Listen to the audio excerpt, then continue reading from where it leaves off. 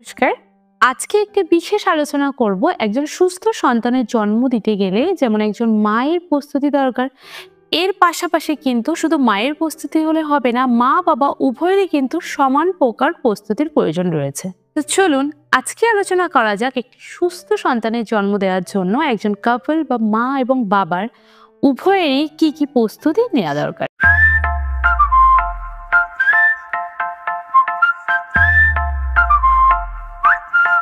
এই যে প্ল্যানটা করার আগে আমরা বলছি মা এবং বাবা উভয়েরই প্রস্তুতি দরকার। এটা কেন বলছি? হয়তো তাদের ফ্যামিলিতে কোনো বড় কোনো সমস্যা রয়েছে, বা তারা যখন প্ল্যান করছেন তাদের আমরা যখন হিস্ট্রি জানতে চাইছি ডায়াবেটিসের সমস্যা রয়েছে বা হরমোনাল কোনো বিশেষ সমস্যা রয়েছে যার জন্য আপনার বারবার মিসক্যারেজ হয়ে যাচ্ছে।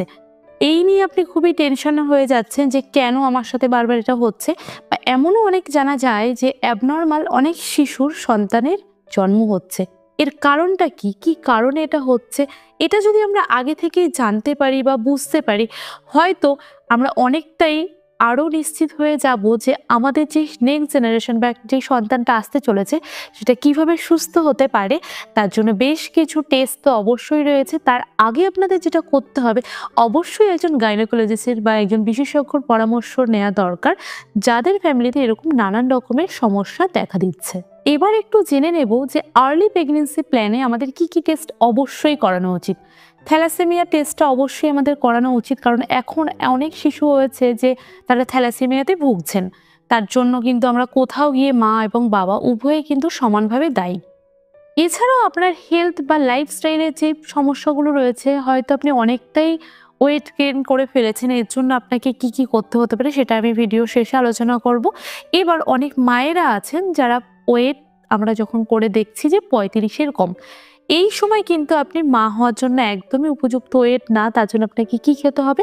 পর্যাপ্ত পরিমাণে বেশ কয়েকটি সুষম খাবার আপনার খাদ্য তালিকায় রাখতে হবে। ওজন কম থাকলে আপনি অবশ্যই আপনার খাদ্য তালিকায় বাদাম বা আমন্ড এই খাবারগুলো কিন্তু আপনি রাখতে পারেন। এছাড়াও ডিম রাখাটা কিন্তু অত্যন্ত জরুরি।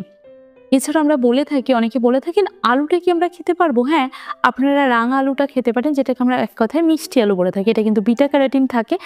এছাড়াও আপনি যেই খাবারগুলো খেতে পারেন, ফলিক অ্যাসিড, আয়রন ট্যাবলেট, অবশ্যই ডাক্তারের পরামর্শ নিয়ে আপনি এই খাবারগুলো খাওয়ার জন্য কোনো ডাক্তারের পরামর্শ নেওয়ার দরকার হয় না।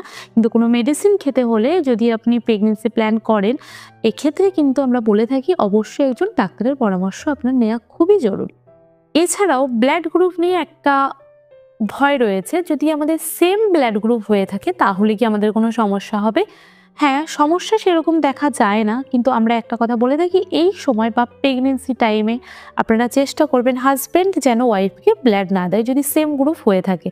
তাহলেও কিন্তু নানান রকম সমস্যার সম্মুখীন হয়তো আপনাকে হয়ে উঠতে পারে। বা নেগেটিভ বা পজিটিভ কোনো ব্লাড গ্রুপ থাকলে কি আমাদের কোনো সমস্যা হবে? না, আপনি যদি সেরকম কোনো রোগের সাথে যুক্ত না হয়ে থাকেন, অবশ্যই আপনাকে যেটা করতে হবে, প্রেগনেন্সি প্ল্যান করার আগে আপনি ব্লাডটা টেস্ট করে নেওয়া উচিত যে আপনার মধ্যে এমন কোনো রোগ বাসা বেঁধে নেই তো, যার জন্য আপনার সদ্যজাত শিশুটাকেও হয়তো কঠিন কোনো সমস্যার সম্মুখীন হতে পারে। ছাড়াও বেশ কিছু গুরুত্বপূর্ণ পয়েন্ট রয়েছে, তার মধ্যে এমন একটি পয়েন্ট যে আপনার শরীরে রুবেলা অ্যান্টিবডি রয়েছে। তো রুবেলা অ্যান্টিবডিটা কেন থাকা দরকার? কারণ হয়তো প্রেগনেন্সি টাইমে আপনার হাম হলো বা বসন্তের মতন এমন কোনো রোগ হলো, রুবেলা অ্যান্টিবডি যদি থাকে আপনার শরীরে, তাহলে কিন্তু আপনার ভয়ের কোনো কারণ নেই। যে ক্ষতির সম্ভাবনা হতে পারে তার চান্স কিন্তু অনেকটাই কম হয়ে যাবে। হয়তো বলেন যে হামের যদি হয়ে থাকে, যদি আমাদের বসন্ত দেখা দেয়, তাহলে কি মিসক্যারেজের কোনো সমস্যা হচ্ছে? যদি রুবেলা নামক এই অ্যান্টিবডিটা আপনার শরীরে থেকে থাকে তাহলে ভয়ের কিন্তু কোনো কারণ নেই। এবারে যদি রুবেলা অ্যান্টিবডিটা আপনার শরীরে না থেকে থাকে, তাহলে আপনাকে MMR এই মেডিসিনটা যদি আপনার শরীরে প্রয়োগ করা হয়, তার 3 মাস বাদে আমরা বলে থাকি যে আপনি কনসেপ্টের প্ল্যান করুন। কারণ এই 3 মাসের মধ্যেই আপনার শরীরে রুবেলা নামক এই অ্যান্টিবডিটা হয়তো তৈরি হয়ে যাবে। তারপরে আপনি যদি প্ল্যান করেন, তাহলে যদি প্রেগনেন্সি টাইমে যদি আপনার এমন কোনো রোগ হয়ে থাকে, তাহলে ভয়ের কোনো কারণ আপনার একদমই থাকবে না। পরে যদি অ্যাজমা নামক যদি আপনার কোনো এরকম যদি কোনো সমস্যা থেকে থাকে, সেটা আপনি কন্ট্রোল করে তারপরে আপনি প্রেগনেন্সি প্ল্যান করবেন। এছাড়াও অ্যানিমিয়াটা থাকলে আপনার তো অবশ্যই সমস্যার সম্মুখীন হতে হবে, কারণ আপনার শরীরে রক্তের যেই দরকার যেই পরিমাণে সেটা কিন্তু আপনার শরীরে থাকবে না।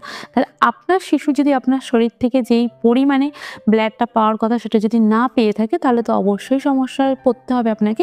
কি করতে হবে আপনাকে? যদি ব্লাড নেওয়ার প্রয়োজন হয়, এক্ষেত্রে আপনাকে ব্লাড নিতে হবে, বা আপনি ডাক্তারের শরণাপন্ন হয়েই তারপরে আপনি প্রেগন্যান্সি প্ল্যান করবেন। এছাড়াও তো রয়েছে যে ডায়াবেটিসের সমস্যা। এরকম যদি সমস্যা থাকে, ডায়াবেটিসটা অবশ্যই আপনাকে কন্ট্রোল করতে হবে। ডায়াবেটিসের সমস্যা থাকলে আপনাকে সেটা কন্ট্রোল করতে হবে মেডিসিনের দ্বারা, বা আপনি আরও ভালো হয় যদি ইনসুলিন দ্বারা আপনি যদি এটা কন্ট্রোল করার পর প্রেগন্যান্সি প্ল্যান করেন, সেটা আপনার জন্য খুবই ভালো। তারপর যদি আপনার হাই ব্লাড প্রেশার থেকে থাকে বা উচ্চ রক্তচাপ থেকে থাকে, এই ক্ষেত্রে সেটা কন্ট্রোল করার পরেই আপনি প্রেগন্যান্সি প্ল্যান করবেন। উচ্চ রক্তচাপ থেকে থাকলে আপনার হয়তো মিসক্যারেজের হিস্ট্রিও আপনার মধ্যে দেখা দিতে পারে। এবার এই যে বললাম, মা বাবা উভয়েরই প্রস্তুতি দরকার। অবশ্যই আপনি যদি সেই সময় মানসিক যেই শান্তিটা সেটা যদি না পান, তাহলে একটা প্ল্যান করার আগে মানসিক শান্তিটা, বা আপনি যে বুঝতে পারছেন হ্যাঁ আমরা এখন মা বাবা উভয়ই হওয়ার জন্য একদম প্রস্তুতি হয়েছি, তাহলে আপনাকে কি করতে হবে? তার আগে অবশ্যই ধ্যান বা মেডিটেশন এগুলোর সাথে আপনাকে যুক্ত হতে পারে। সকালবেলায় অবশ্যই তাড়াতাড়ি উঠে আপনি মর্নিংয়ে যেসব ব্যায়ামগুলো রয়েছে সেগুলো আপনি করে নেবেন, কিন্তু চেষ্টা করবেন যে একদম হেলদি ফুড খাওয়ার। আপনার খাদ্য তালিকার মধ্যে প্রচুর পরিমাণে শাকসবজি, ফল বা ফলিক অ্যাসিড, আয়রন ট্যাবলেট এগুলো কিন্তু আপনি নিয়মিত খেতে পারেন। বা ভিটামিন ডি, আমাদের তো ভিটামিন ডিটা আমরা পেয়ে থাকি, কিন্তু ভিটামিন সি জাতীয় এই খাদ্যগুলোও কিন্তু আপনাকে নিতে হতে পারে।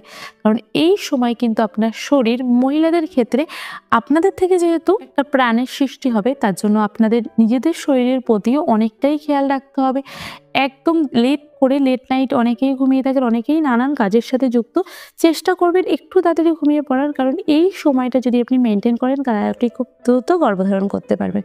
তো আজকের ভিডিওটা আশা করি আপনাদের জন্য অনেকটাই হেল্পফুল হয়েছে। এরকম হেল্পফুল ভিডিও দেখার জন্য অবশ্যই আমার চ্যানেলটি সাবস্ক্রাইব করে চ্যানেলটির পাশে থাকার অনুরোধ রইল। সবাই ভালো থাকবেন, সুস্থ থাকবেন। নমস্কার।